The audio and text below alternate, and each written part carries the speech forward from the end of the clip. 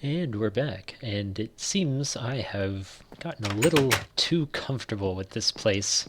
I have this house, I have the smeltery, I have the portal, I have the uh, IC2 building, I have the other building. I just keep expanding. Um, and I think I've decided that every 3 or 4 episodes, I will force myself to move no matter how much I've done and what kind of progress I've made. So, I think I'll start packing everything up, and hopefully it will fit in my inventory and in my backpack. I think one of the things I will have to do is turn the redstone and coal and all that kind of stuff, the iron, turn all that stuff into uh, full blocks, just to conserve inventory space. Um, and I'm going to go through my mod list and see if there's any other possible way I can conserve space. So, yeah, I think I really had hoped I had gotten the compact machine done sooner, but it just was not meant to be. So we will be doing that next time. But for now, I will pack everything up, and I will pick up from there. So I'll catch you in a little bit.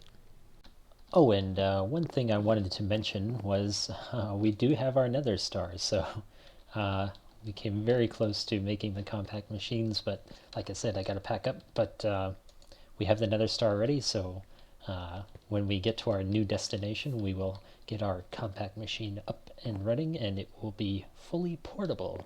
So that'll be cool. All right, be back in a bit. All right, I'm all packed up. Got everything in my backpack, and I also made an ender pouch. So that has all the important stuff in it. So if I do end up getting blown to smithereens by multiple creepers, I have all the good stuff sealed away in this ender pouch. So even if the ender pouch gets destroyed, I will have a little backup spot for it. So I think I'll put this in the backpack just for extra protection, and then we will head out. So I got a saddle ready. I was hoping to come across a horse and maybe make the trip a little bit quicker. But yeah, I had to leave some stuff behind, mostly just random things, junk. But nothing that's too big of a deal. So like always, I think I will take a screenshot of my work so far and before I go, and yeah, I think we'll start heading out. And let's see, I think I'm going northwest, always northwest. So let's get going. Ooh, there's a zombie there. Good thing I have a sword. And go away. Go away. Leave me alone. There we go. Alright. So, today I'll be talking about... Oh, what am I talking about? I believe I will cover the last of the positive symptoms that I experience. I'm sure there are plenty of positive symptoms that aren't really defined. They're just things that I don't know about or haven't noticed or whatever, but there is one last little bit of... oh, I just got poisoned. That's no good.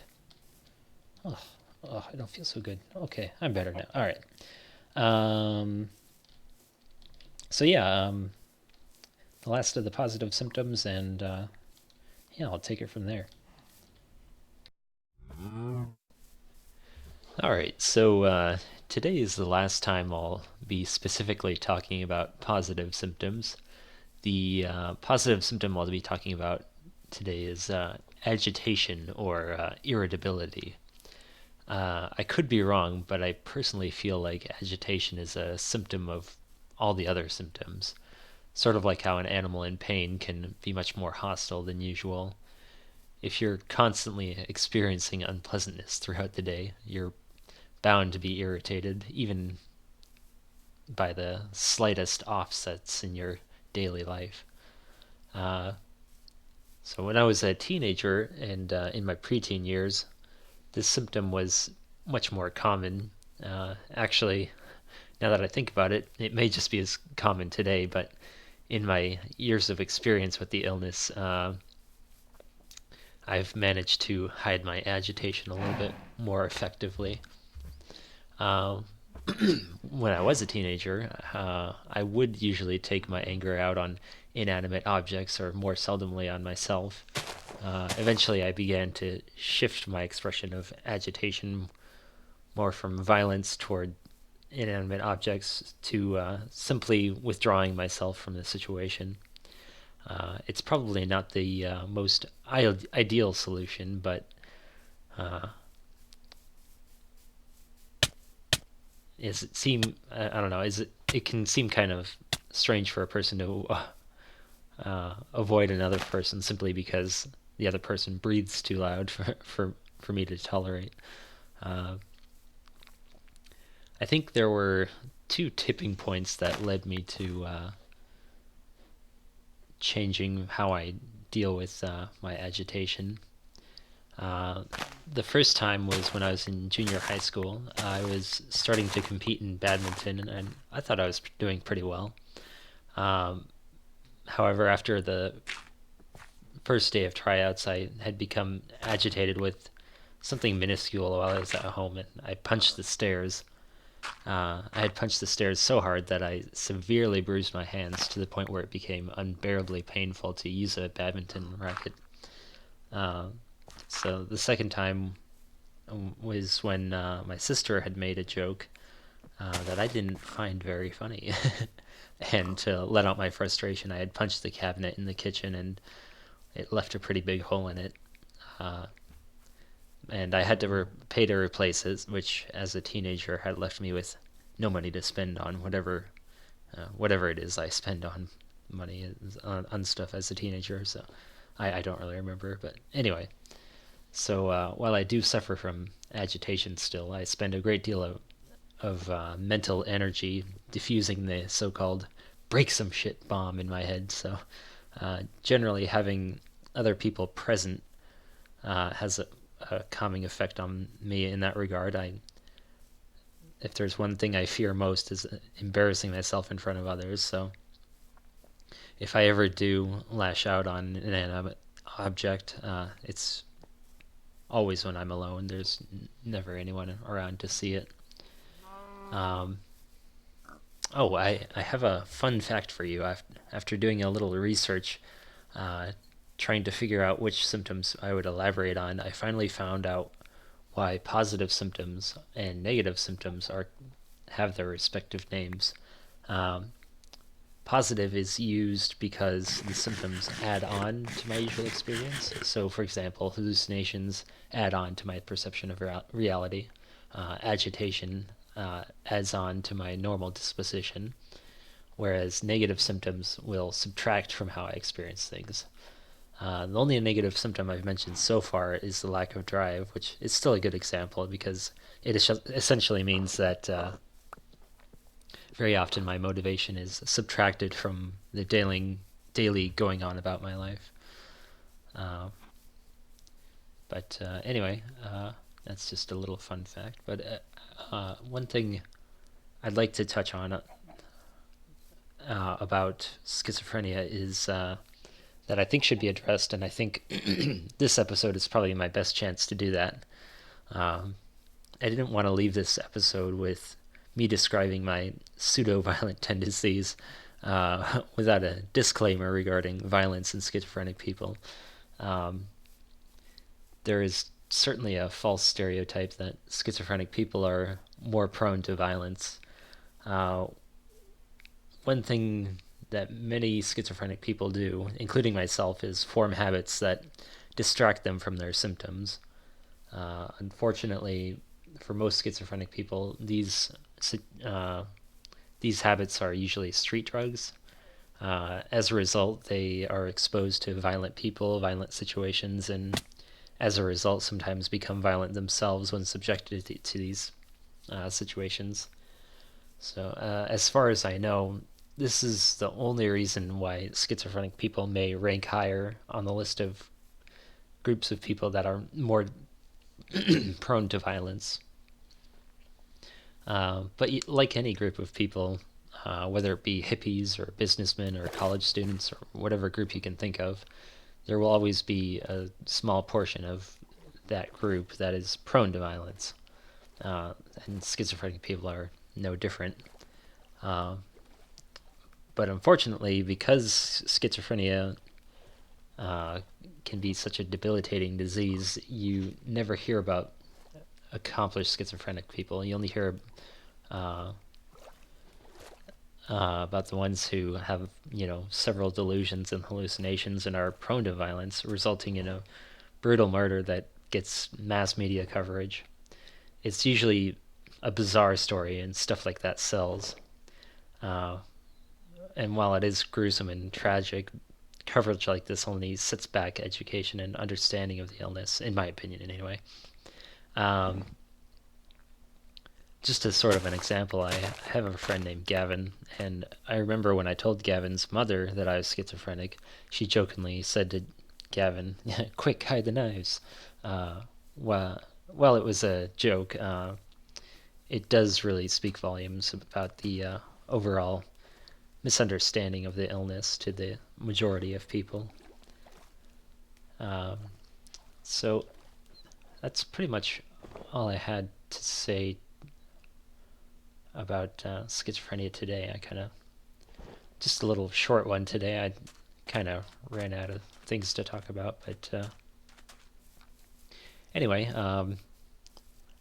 as you can see here, I'm just still doing the traveling through the forest, and I think I'm just gonna skip right here, just cut through to a little bit more of the more interesting parts. Here I'm just getting wool so that I can start making beds, and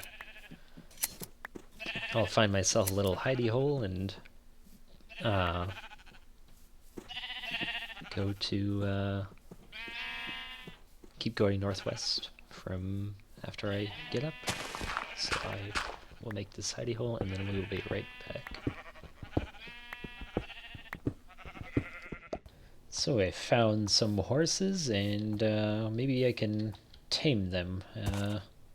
Probably shouldn't hold the sword while I do that, just in case they know what a sword is. Don't want to threaten them. Trying the spotted one for kicks. It's very stubborn. I think I'm just supposed to right-click him, right? I'm not familiar with this patch, so... Alright, it's okay. Shh, shh. Isn't that what everyone does to horses? They shush them. Shh, it's okay. Shh. I'm your friend. Shh. Come on. It's a horrible noise.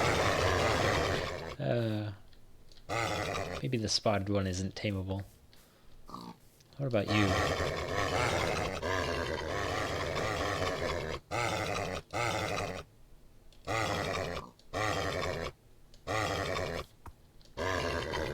Get closer. I don't know. Let me do some research to see how to tame a horse. Maybe I'm doing it wrong. Alright, so maybe my hand has to be completely... Oh! Hey, there we go. Alright. And it keeps kicking me off. It's okay. Shh. I'm your friend. Oh. Come on. There we go. Oh, he loves me. Oh, and they just kicked me off, though. There we go. Got the saddle on. Oh, nice. Now, what should I name you? Oh, I know the perfect name. for when we're going to the desert. How do I do this? Is there... Do I shift right click?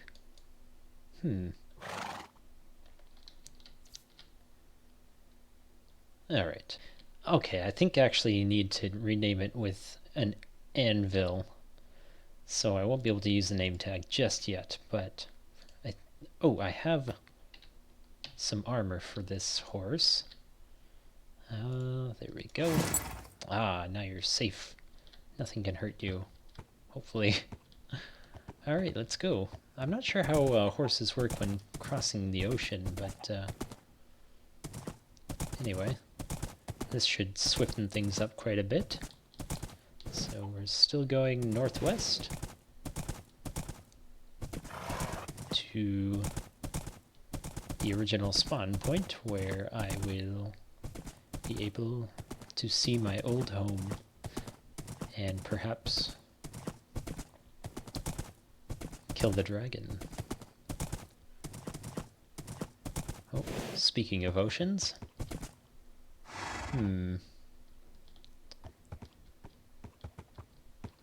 I don't want to lose the horse right after getting it, so maybe...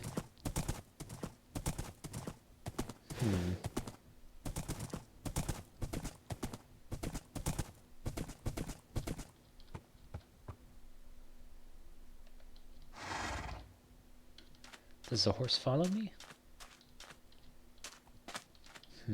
I think what I could do is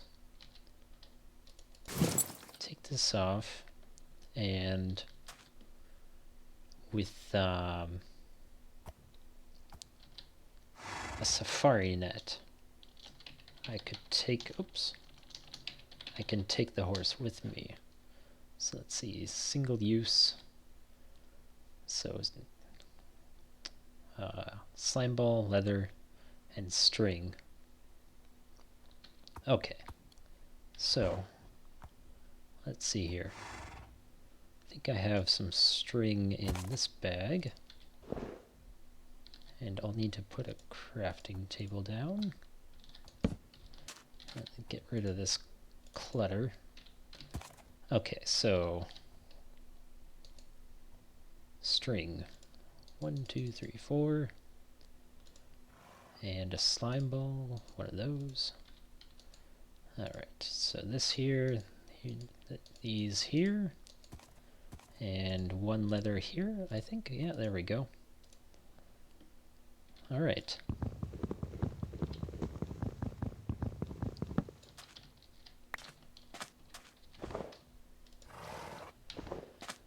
Alright, let's do a little test. I have an extra saddle just in case, so let's see if the Safari Net remembers that it has a saddle and armor. Alright, here we go. There we go. Single use horse, 25 health. Alright. Let's take our boat. And I am going to turn off recording here because oceans are boring and uneventful. So I'll be back when I see land. Land ho! It is nighttime though, so I'd probably have a bit of a battle on my hands until I can get to safety. Maybe I can run away quick before they get me. Maybe I'll just dig a hole here. Oh, my shovel. Alright, here we go.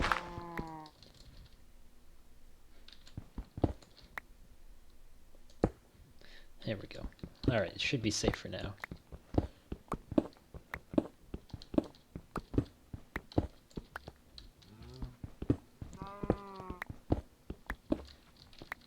Anyway, I think this is probably a good spot to end this particular episode.